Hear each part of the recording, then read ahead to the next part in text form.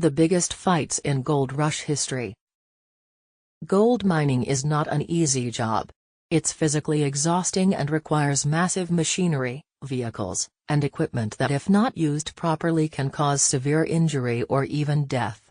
On top of all that, everyone involved takes a huge risk in devoting a substantial amount of time towards seeking a rare substance that may never be found. Therefore, mining operators might invest huge sums of money with no payoff, while workers are left wishing they had earned a wage elsewhere.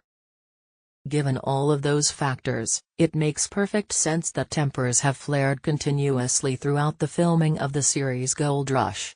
On top of all that, the presence of television cameras does not tend to have a calming effect on emotionally charged situations, to say the least.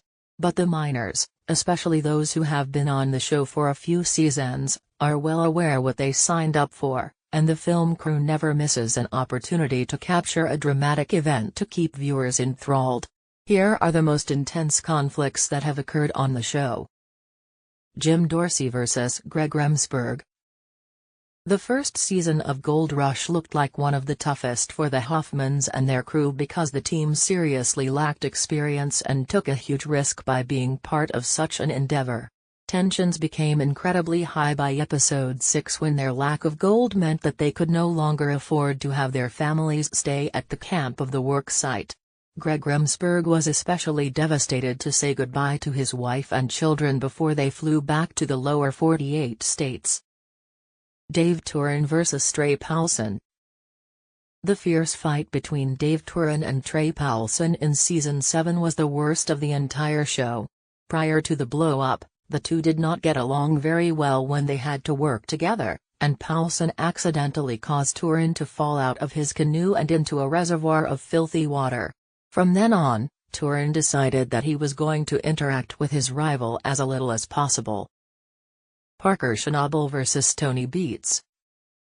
The rivalry between Parker Schnabel and Tony Beets is quite possibly the greatest of the series, and that is certainly the case when concerning the mining operators of Gold Rush.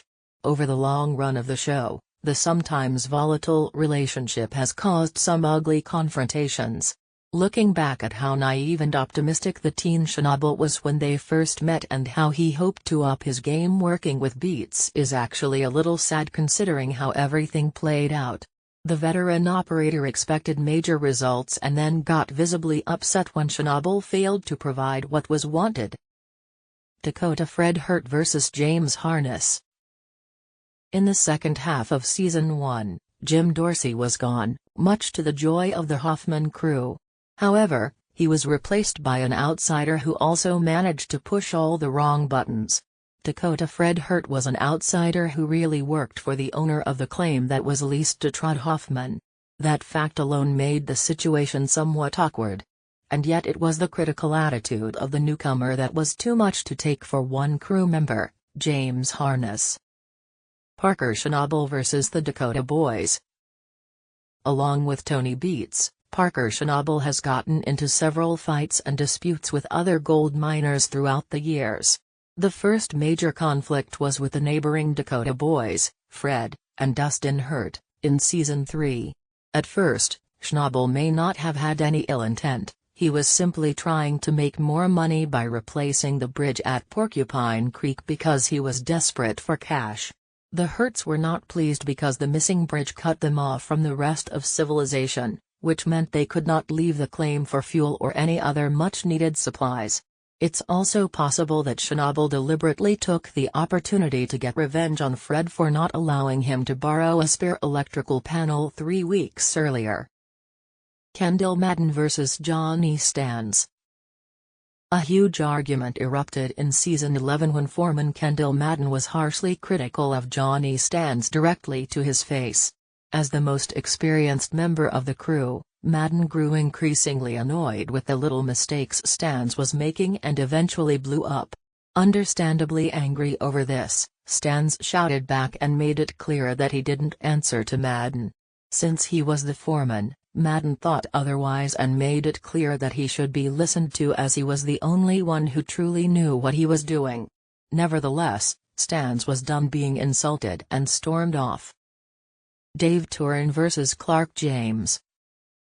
2 years after his brutal encounter with Trey Paulson, Dave Turin returned for the Gold Rush spin-off Dave Turin's Lost Mine, where he finally became the main man calling the shots. In the first season, it did not take long for a problem to arise with one of his employees. Not only did Clark James miss a flight that caused delays for the whole operation, but he did not even call Turin to notify the boss of his mistake. Parker Schnabel vs. Rick Ness.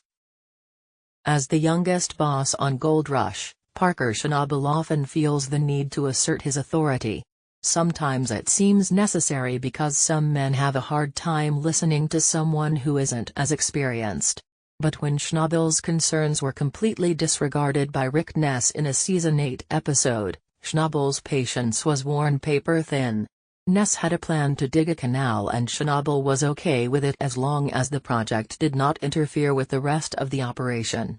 So when Ness directed 4 other workers to help with their vehicles without consulting Schnabel, the boss was not pleased.